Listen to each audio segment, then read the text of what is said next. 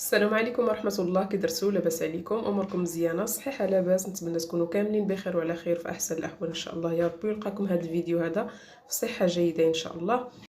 واليوم ان شاء الله كيف ما كتشوف معايا غادي نحضر معكم واحد السلطه رائعه وانا بزاف كتعجبني لانها ساهله ماهله. بغيتو ديروها حتى للضياف كتجي في الطابله غزاله الحطه ديالها. المهم هاد السلطه اللي الاساس ديالها هو الفاكهه ديال الموسم اللي هو الرمان. الصراحه كتجي غزاله وزوينه وكنتمنى تجربوها، كنتمنى بصح تجربوها لان المذاق ديالها غزال مع هاد المكونات اللي فيها. فاش كيندمجوا مع بعضياتهم كيعطيو واحد المذاق غزال. ونمشيو للمقادير وطريقه التحضير. وبالنسبه للمقادير هنا كيف ما كتشوفوا معايا ان شاء الله غادي نحتاجوا الاساس ديال هاد السلطه هذه اولا هاد الشلاضه. غادي نحتاجوا الرمان. المهم عندي هنايا رمانه متوسطه قشرتها كامله، وهنايا عندي التفاح حتى هو تفاحه ما كبيره ما صغيره، قطعتها هكا مربعات صغار على هاد الشكل هذا. وعندي هنايا الخيار ها هو حتى هو حيت له الزريعه وقطعته مربعات صغار. عندنا خيزو بوحدو هو اللي كنحكو وكنحكوه كندوزوه في الجهه الغليظه في الحكاكه في الجهه الغليظه باش يبقى باين ما نديروش هكا رقيق. هادو ما شاء الله المكونات. هنا بالنسبه للتفاح هذا راه قطعته بيلات قبل ما نبدا نوجد قطعته.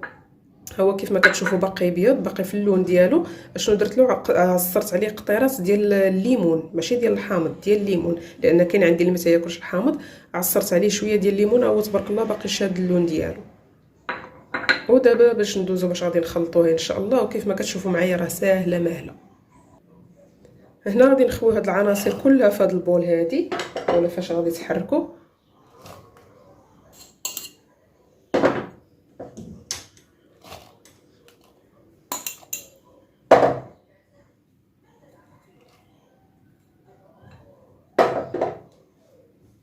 صافي وغادي نحركوهم نخلطوا باش يندمجوا العناصر كاملين، يعني تخلط الرمان مع الخيار مع التفاح مع كل شيء.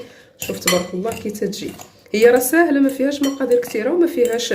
بالنسبه للحاجه اللي بغى يزيد لها ياغورت فاني ولا اي نسمه كتبغيو ماشي مشكل. بالنسبه لي انا من الناس اللي كنبغي السلطه ديالي ناكلها كيف ما هي طبيعيه باش كتكون هكا صحيه اكثر. صافي هنايا غادي نخلطها هي باش ما نطولش عليكم. غادي نخلطها وغادي نزيد عليها قطيرات عود ديال عصير الليمون. كنقولها ونعاودها، عصير ديال الليمون هو اللي غادي نقطر عليها على وديت التفاح باش يبقى شاد عود اللون ديالو. صافي وان شاء الله دابا غندوز باش غادي نحطها في الطبسيل اللي غادي نقدمها فيه. وصافي هنا هي نزلتها في طبق التقديم كيف ما قلت لكم اولا فاش غادي نقدموها. وهنا من الاحسن يكون عندكم وريقات ديال الخس، يعني لو كانوا كاينين كيعطيو منظر غزال على هذا. وحتى هكا كتجي غزاله الصراحه. هاي هنايا نقربها لكم كتجي زوينه وفيها بزاف ديال الالوان. وبالنسبه لكانت عندكم شي عراضه ولا شي حاجه كتبان في الطبله غزاله زعما فنه. وكنتمنى ان شاء الله تجربوها وتعجبكم. وخليتكم في امان الله. اللهم صل وسلم وبارك على سيدنا محمد.